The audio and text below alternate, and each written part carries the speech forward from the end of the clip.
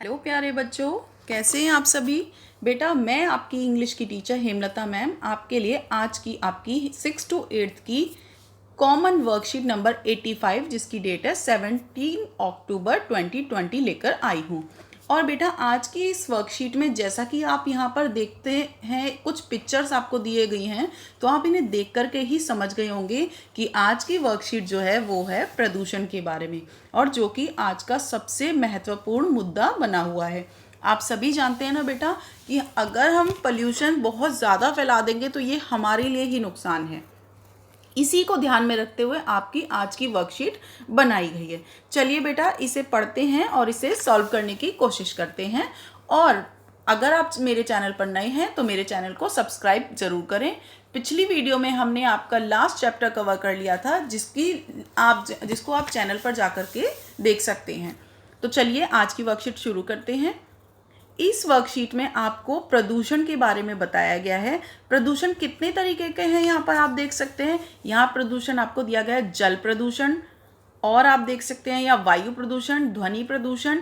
ये आपको प्रदूषण के प्रकार दिए गए हैं क्योंकि ये कई तरीके से हमारे लिए बहुत ज़्यादा नुकसानदायक हो सकता है।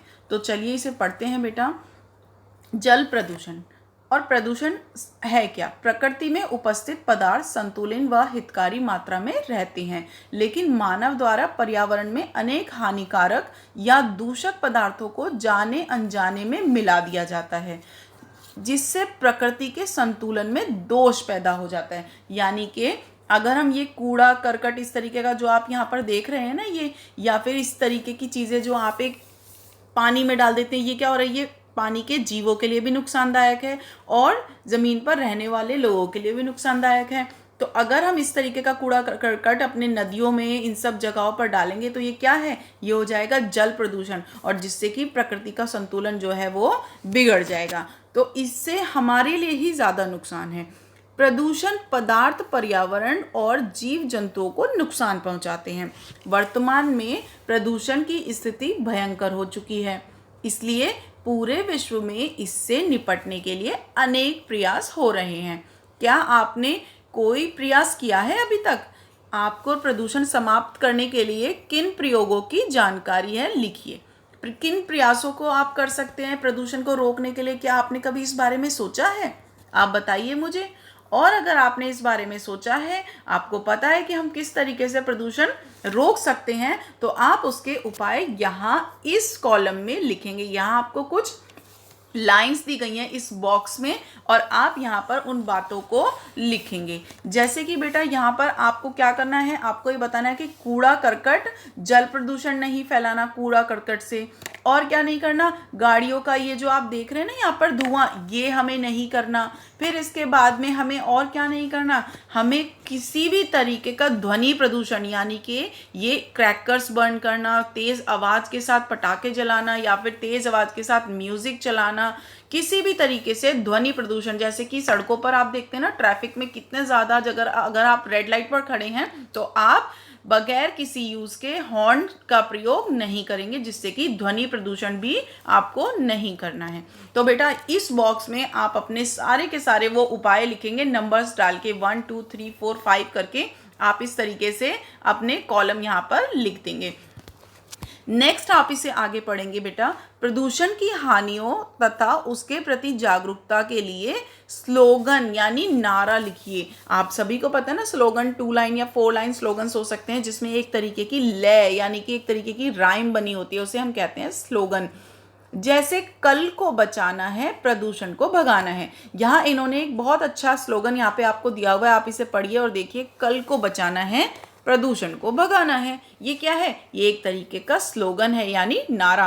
तो आप भी अपनी तरीके से यहाँ पर इन लाइंस पर कोई अच्छा सा एक स्लोगन बना करके इसमें लिखेंगे, जो कि आपकी बातों के थ्रू, आपके स्लोगन के थ्रू प्रदूषण की समझ करे और उसके निवारण को भी उजागर करे। तो बेटा ये लाइंस आपको दी गई हैं अपनी खुद के समझ से एक स्लोगन यानी नारा बनाने के लिए।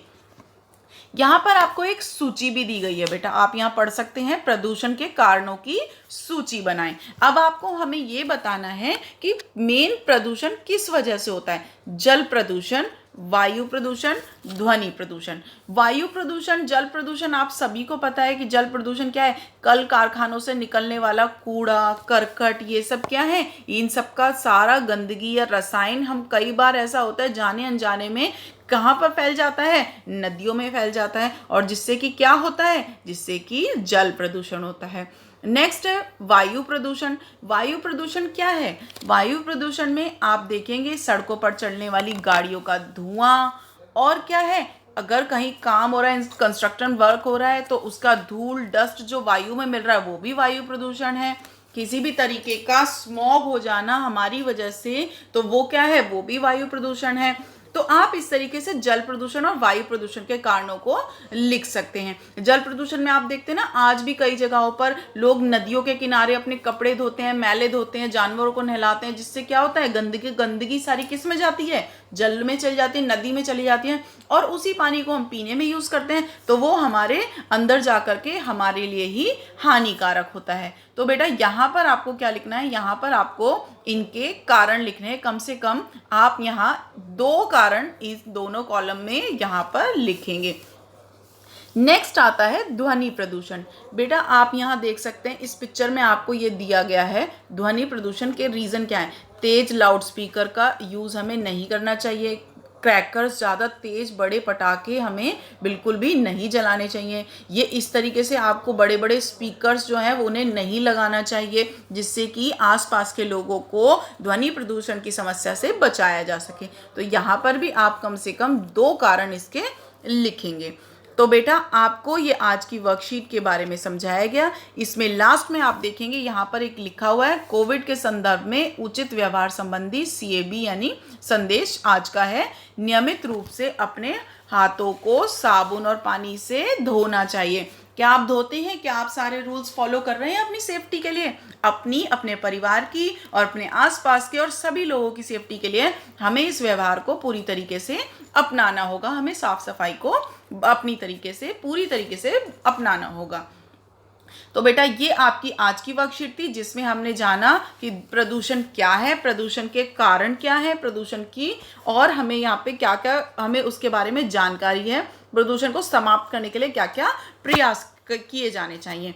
आई होप आपको आज की वीडियो बेटा बहुत पसंद आई होगी, आपको आपके बारे में प्रदूषण की समस्या के बारे में समझ में आया होगा। और अगर आपको प्रदूषण की समस्या की वीडियो आपको समझ में आई है, अच्छी लगी है, तो आप मेरे वीडियो को लाइक करना और चैनल को सब्सक्राइब करना ना भूलें। Thank you.